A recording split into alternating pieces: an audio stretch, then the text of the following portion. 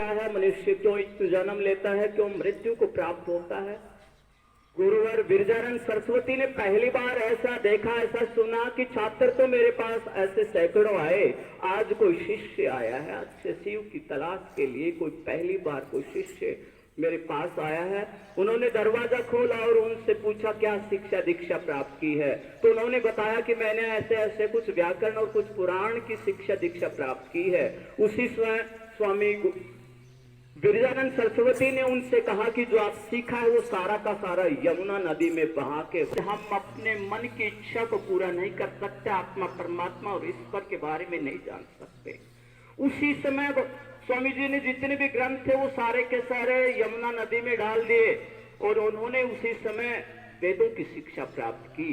लगातार 18 महीने तक वेदों की शिक्षा प्राप्त करने के बाद एक दिन आता है, कुछ लौंग लेकर के, दीक्षा के लिए लौंग लेकर के, मूल शंकर उस समय उनका नाम था, वो महर्षि दयानंद बिरजानंद सरस्वती जी ने रखा और दीक्षा के रूप में कि तुम्हारी जो शिक्षा थी, वेदों का जो प्रकांड विद्वान आपको बनना था वो मैं पूरा कर चुका हूं, अब आपकी दीक्षा का समय है।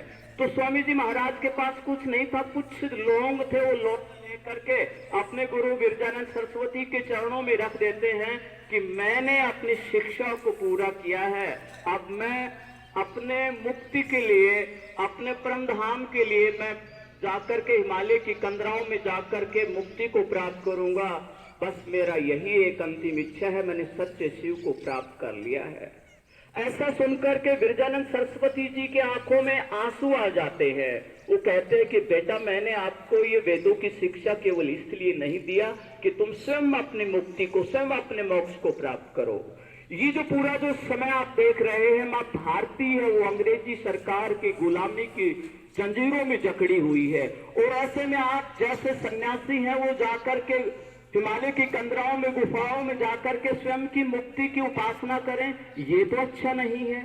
माँ भारती को आपकी जरूरत है, आपके ज्ञान की माँ भारती को जरूरत है। मैं आपसे आज ये दीक्षा लेना चाहता हूं कि आप संकल्प लें, एक आदित्य सन्यासी बनकर के इस देश की सेवा करें, इस देश को फिरंगी सरकार से मुक्ति प्राप्त करें।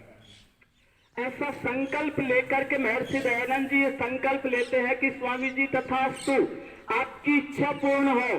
और ऐसा संकल्प लेकर के वो है दर दर भटकते रहे, पूरे देश को देखा।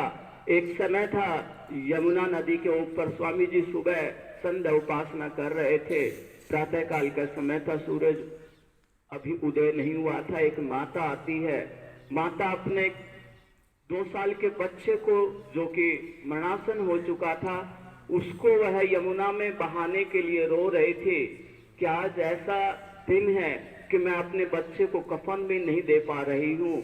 आज यह सोने की चिड़िया किस प्रकार से जर्जर हो गया है। इस ब्रिटानिया सरकार ने हमारा इस प्रकार से शोषण किया है कि देश गरीबी में करा रहा है। आज एक माँ अपने बच्चे को कफन नहीं दे पा रही। स्वामी जी सारे दृश्य को देख रहे थे और उनकी आंखों में भी आंसू आ जाते हैं और स्वामी जी तब संकल्प लेते हैं कि मैं इस ब्रिटानिया सरकार को, इस गौरी सरकार को यहाँ से उखाड़ नहीं फेंकूंगा, तब तक दम नहीं लूंगा। उन्होंने इस प्रकार से पूरे राजस्थान का दौरा किया, उदयपुर, जोधपुर, बीकानेर, जैसलमेर का जो भी बड़े बड़े राजा थे, जो आपस की फूट में जो इस प्रकार से लड़ रहे थे और विदेशी लोगों को, विदेशी राजाओं को इस देश में बुला रहे थे, उनसे मंत्रणा करते हैं स्वामी जी। और इसी प्रकार से अलग अलग प्रकार के नाथों से दो संतों के पास जाते हैं और जो धर्म के नाम पर नाना प्रकार के उन्होंने पाखंड यहाँ बनाए हुए थे, अपने अपने भगवान यहाँ बनाए हुए थे, धर्म की अलग अलग दुकानें सजाई हुई थी, तो उनके पास जाते हैं और उनको ये समझाते हैं स्वामी जी कि आप जो कर रहे हैं ये अपना पेट तो भर लोगे, लेकिन जो सच्चा जो राष्ट्र है, जो भारत का जो गौरव है, भारत की जो सनातन संस्कृति है, भारत का जो वेदों का ज्ञान है, उसके ऊपर आप कीजिए। लेकिन कौन मानने वाला था? स्वामी जी ने उनको ललकारा, काशी में उनको ललकारा और इस प्रकार से उनसे शास्त्रार्थ किया। जो उन्होंने जिस प्रकार से लिखा था, ऐसे ऐसे पाखंड के उन्होंने ग्रंथ बनाए थे कि कहाँ वेदों में ऐसा लिखा है, कहाँ वेदों में मूर्ति पूजा लिखी है, कहाँ इस प्रकार से अलग अलग प्रकार के जो आपने भगवान बना लिए हैं वो कहाँ वेदों में लिखा है। वेदों में तो एक ही ईश्वर की उपासना की बात की है जो कण कण में है, वो सच्चिदानंद है, अमर है, अभय है, नित्य है, पवित्र है, जन्मा है, निर्विकार है, सर्वशक्तिशाली है। लेकिन वो सभी के सभी स्वामी जी के कट्टर दुश्मन हो गए। स्वामी जी ने वेदों की बात रखी तो सारे के सारे स्वामी जी के जाने दुश्मन हो गए और एक एक करके 17 बार स्वामी जी को उन्होंने जहर दिया कि ये जब तक स्वामी जी रहेगा हमारी ये धर्म की दुकान चलने वाली नहीं है।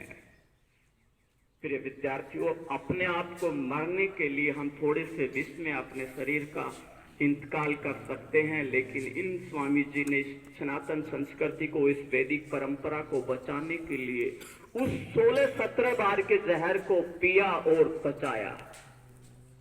और जब वो माने नहीं तो 1874 में हरिद्वार में आप जाकर के देख सकते हैं, पाखंड खंडनी पताका का उद्घोष किया और उन्होंने चारों वेदों को लेकर के जितने भी धर्म के नाम पर पाखंड थे उन सबको ललकारा, चुनौती दी। और 1874 के बाद वो मुंबई जाते हैं और 10 अप्रैल 1875 को आर्य समाज की स्थापना करते हैं और आर्य समाज की स्थापना में वो देश की आजादी का शंखनाद करते हैं।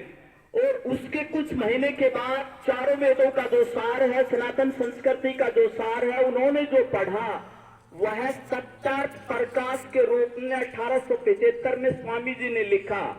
और हमें ऐसे शिखर पुरुष पर गर्व है कि इस हिंदी को उसका स्थान दिलाने का, इसे देव संस्कृति को स्थान दिलाने का पहला जो ग्रंथ लिखा वह स्वामी दयानंद सरस्वती ने 1875 में लिखा।